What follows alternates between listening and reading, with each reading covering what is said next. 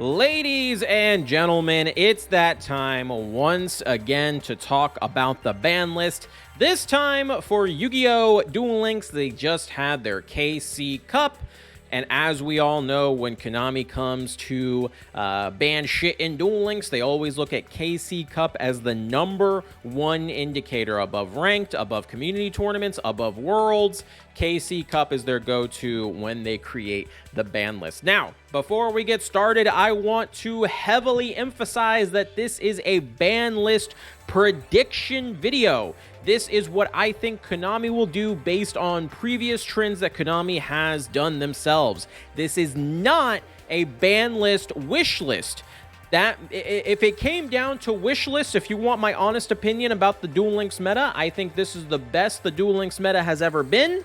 I think there's a lot of viable decks right now because everything is so weak, which, you know, hey, it is what it is. It's a weak meta. I'm not going to say it's an enjoyable meta necessarily, but the meta is so weak that you can play whatever the hell you want, and no single deck really dominates the metagame as far as I can see, as far as I've seen in our community tournaments and our competitive tournaments and our GG tours. If it were up to me, I would unlimit everything in Yu-Gi-Oh! Duel Links. I seriously think that at this point that we're at a point where we shouldn't be afraid of things like Alistair. We shouldn't be afraid of things like Blue Eyes, Dark Lords. If everything was unlimited, everything is fair because nothing is broken. And I feel like that would be a good trend to go into.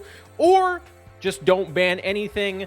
Unlimit the really shitty things like Six Samurai, all that stuff. Just go ahead and unlimit it. Those cards no longer do anything for the metagame, and you can keep the more powerful Witchcrafter, Dark Lord, all that banned. Either way works. Either you want to keep a weak meta and unban weak shit, or unban everything and let the strong stuff come back to Duel Links. Duel Links is dictated by the skills, and a lot of the skills that made those decks overpowered are now gone or nerfed, so it does not really matter. However, that is Fantasy Ryland. We all wish we could live in Fantasy Ryland where we could play whatever decks we want. We paid for these decks. We deserve to play them, but we don't live there. We live in Konami's world, and in Konami's world, there's one card that I didn't put on here that we need to talk about, and that is Treacherous Trap Hole.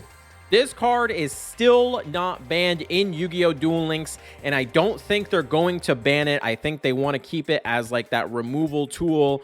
I don't know why. There's so many decks that are on this ban list because Treacherous exists, and that is what we're going to talk about today. If they do not ban Treacherous Trap Hole, which I don't think they will, in the upcoming ban list, the following decks have to receive a limit. #1, Phantom Knights. Phantom Knights have been meta for an extremely long time now. I think this is their second or third KC Cup now that they have been in the top. They have dominated the KC Cup, even though this time it hasn't been as dominant. There have been other decks that also helped dominate with them. And I think Phantom Knights, I think this is the time they're going to lose. They're going to lose a semi-limit. They have to lose a semi-limit because this deck is too strong to play Treacherous Trap Hole, and therefore they have to lose something in order for that to happen. Now, that cannot be a UR card, right? So you can't put Ancient Cloak on there. So it's probably going to end up being something like Silent Boots or one of the other free-to-play cards. It doesn't really matter what it is, as long as it's SR or below, and it's a card they have to play at maximum copies of, so they can no longer play Treacherous Trap Hole. So expect a Phantom Knight nerf solely because of Treacherous Trap Hole. Konami, ban Tretch.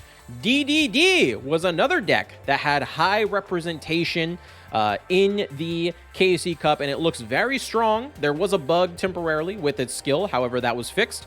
But the new skill is very good for DDD, and it looks like they are going to be big chillin' coming into the upcoming metagame. However, because they just got something on the limit list, they just had their skill changed, I don't think they're going to go in and nerf anything in DDD. If they do, they're probably going to put some sort of restriction on the skill, make you play, you know, X amount of DDD cards or no back row or something like that. But because they were just recently changed, I don't think they're going to do anything on them on the ban list.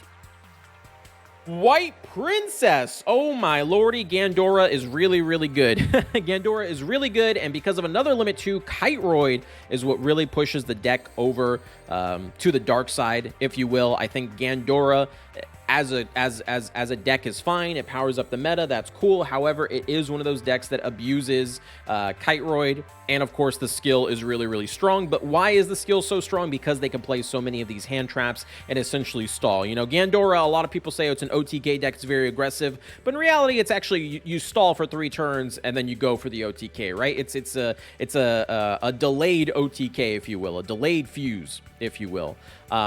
I think that they're going to do something to White Princess because it is a rare and it's actually pretty fucking good. It's from the hand. It activates whenever you want. It's basically a wall of D for just a single attack from your hand. Very, very strong strategy. I think they're going to hit White Princess, so you can't play this with Kiteroid. Kiteroid's kind of another problematic card in Duel Links. There are so many strategies, you know, Destiny Draw and shit like that, that revolves around just stalling out additional attacks from your opponent. Decks like Buster Blader do very well to kind of prevent Kiteroid spammers.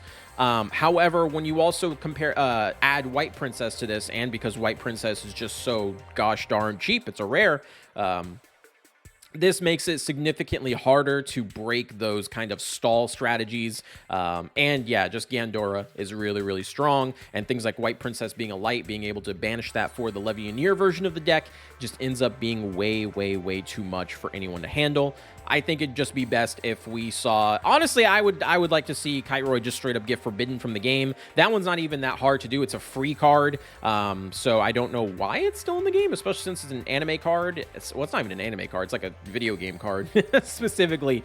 I would like to see that card go away so cards like White Princess could thrive, but as long as those 2 cards exist, along with something like Destiny Draw, I think we're going to see a White Princess Limit 2 in the upcoming ban list.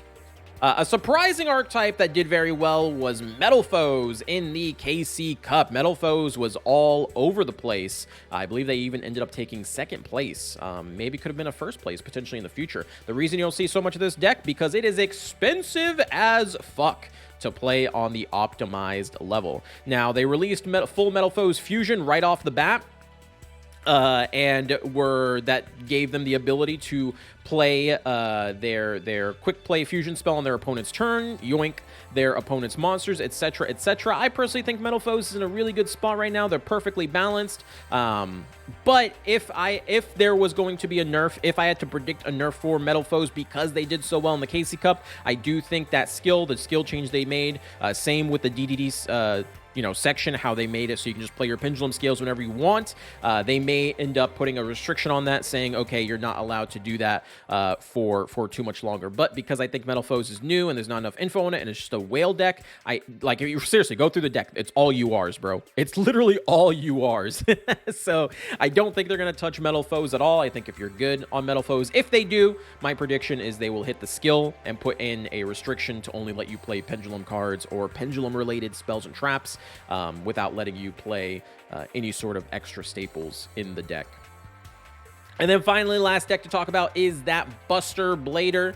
Buster Blader is not actually super up there. You see it from time to time, but it has been kind of used as a Phantom Knight counter, and I do believe that it is probably the least priority to receive any bans on here. But the major thing that we need to talk about Buster Blader is they have a trap card that is banishable from the graveyard, which enables them to play Treacherous Trap Hole. I think, again, this is going to be another one of those decks that Konami is going to potentially ban, with the idea that, hey, this card or this deck is too strong for Treacherous Trap Hole, and rather than banning Tretch, they're going to limit something in Buster Blader, probably the fusion spell, which honestly I don't even think is that big of a problem. But Buster Blader has the Metalfoe problem where everything is essentially a UR, and it makes it very hard to actually ban anything, because there is the unwritten rule in Yu-Gi-Oh! Duel Links that if something is UR,